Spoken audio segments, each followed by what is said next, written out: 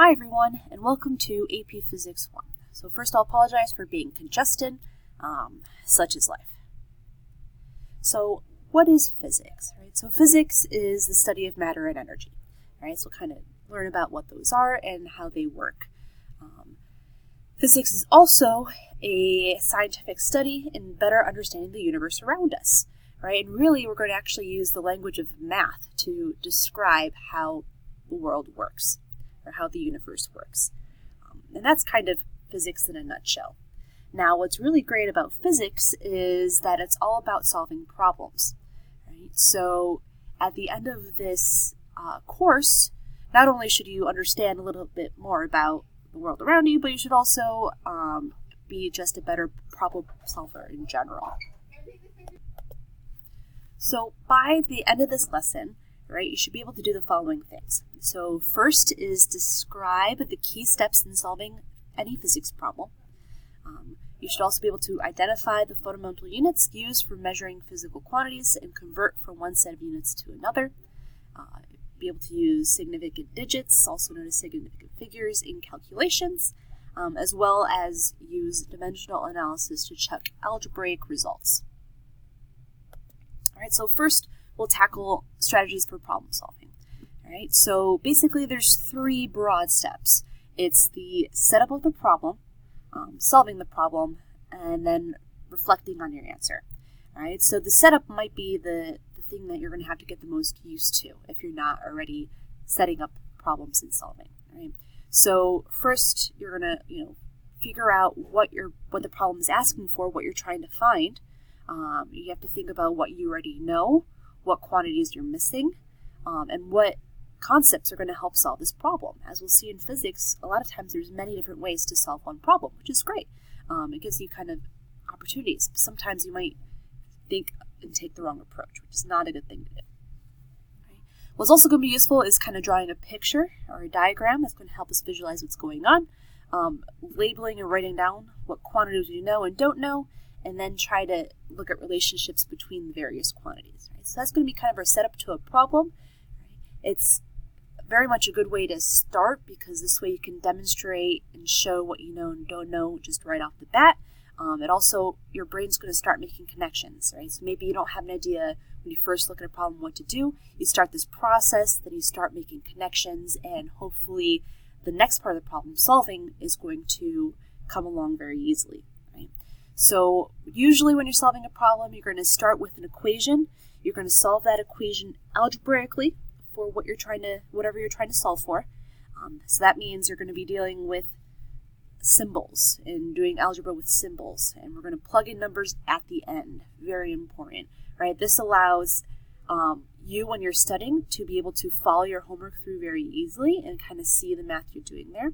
This allows you to be time efficient in the sense that if you were trying to solve another problem that uses the same math, you can refer to the previous problem and don't have to redo that same exact math all over again. Right? And also plugging in numbers at the end makes it easier for anyone who's trying to understand your homework, like a grader or me. I can see and understand what you're trying to do and not trying to guess what you're doing by having random numbers just written on the piece of paper. And finally, you want to reflect and ask yourself, does your answer make sense and is it reasonable? Right? So is your final answer too big or too small to make sense? So for example, if you're doing a computation as to how tall you are and you get that you're 20 feet tall, that's not reasonable, right? So something probably went wrong. So another thing to check would be units, right? So if your final computation, for how tall you are, your units end up being, meters per second, right? Your height is not a certain amount of meters per second. It would just be in meters or something along those lines, right? So that would not be reasonable as well. So it tells you that something went wrong in your algebra somewhere. So you have to go back and look at your problem. So moving on from that, I just want to kind of cover two kind of favorite words when it comes to physics, and we're going to use these very often. So the first we're going to use the most in these beginning units of our class, which is the word object, and later on we're going to focus more on the word called system. Right? So the world around us is pretty complex, and when it comes to studying physics, we're actually going to need to simplify the world around us, right? So we can simplify it into objects, system, and processes, right? So essentially, we're going to use we're going to model the world around us in certain ways, right? So the first is what's called the object model, right? So that means that we can ignore whatever internal structure an object has, and kind of treat it as a point object. So kind of an example would that be, let's suppose we had a ball in our hand, right? This ball actually is made up of a whole bunch of molecules all interacting with each other, right? And all kind of stuck to each other, making this spherical shape, right? But when we're solving a problem, we can really ignore all those molecules. We can kind of consider the ball as acting as a point object, right? And really what we're going to assume is assume that that sphere of ball is actually going to behave like a point. So what I mean by a point is something that's zero-dimensional. It has no size and shape. So really we're going to pretend that object acts at one location. And I think I get into this a little bit more later. So we call this the point model. All right.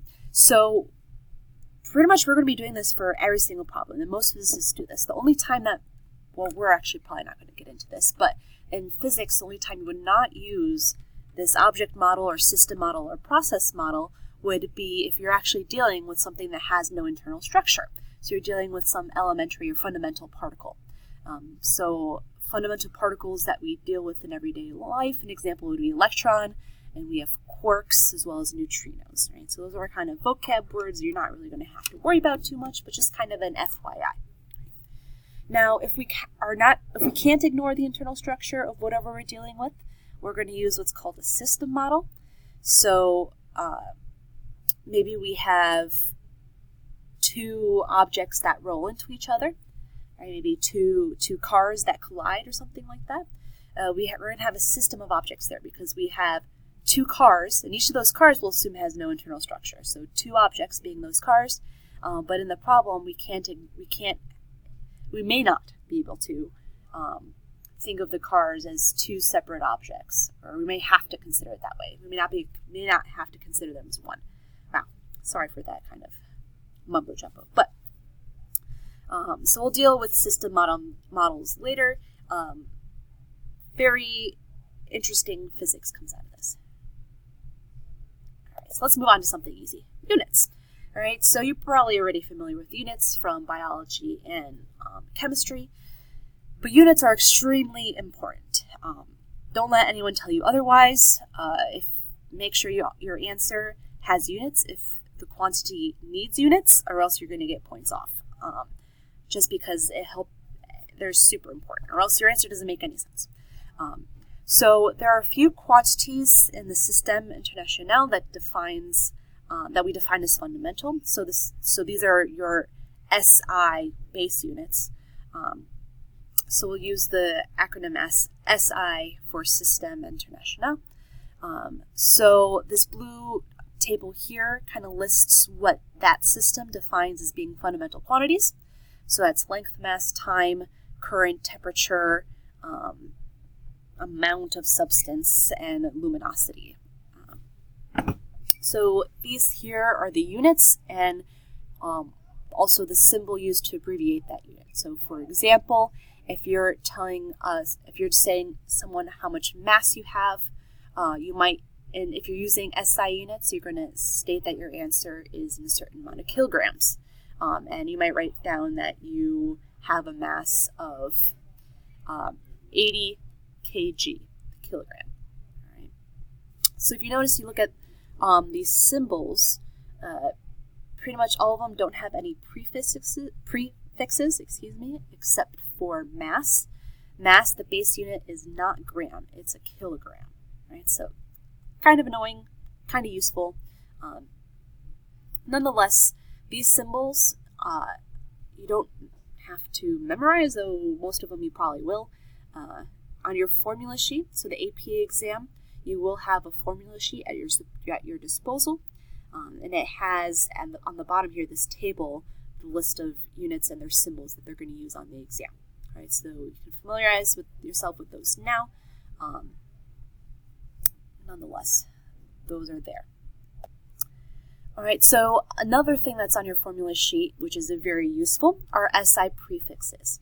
Right, so when it comes to unit conversions, the exam's not going to make you do any annoying conversions, like converting from SI units to imperial units. So, for example, converting from feet to meters. Right, so whereas they're not going to make you do kind of annoying things like that, that can still be useful in trying to see if your answer is reasonable. Right, so it might be a skill you still want to keep. Although they may ask you to do conversions from one SI unit to another SI unit. So conversions are still a thing. It's just not going to be anything annoying.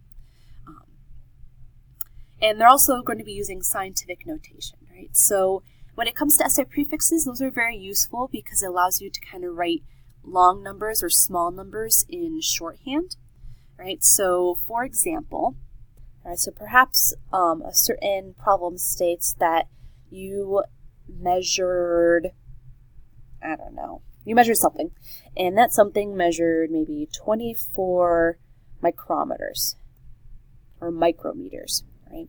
So you write that this way, right? So here's your number, 24, and we know it has units of, well, it's micrometers, so that's micrometers. So this mu here, our table tells us means times 10 to the negative 6, right? So we could also write this, if you want, as 24 times 10 to the negative 6 meters. Right? So physicists are lazy, right? So more often than not, they're going to write it as 24 micrometers, just because that's less writing they have to write down. Right? This here is kind of, well, it's not technically scientific notation, right? Because scientific notation, we would write this as 2.4 times 10 to the negative 5 meters. And that would be the answer in scientific notation, because scientific notation need number, decimal point, and then other numbers as necessary, times 10 to some power meters. If you want more information about how to use scientific notation, if you don't remember, I'll link a video that I made last year that introduces scientific notation, as well as kind of the details of significant figures, significant digits, among a couple other things. All right, so I'll link that if you want any more of the details on the topics I'm kind of talking about today. All right, so I'm going to pause this video here just because the free software I'm using truncates at 15 minutes, and I don't want to be cut off in the middle of an example.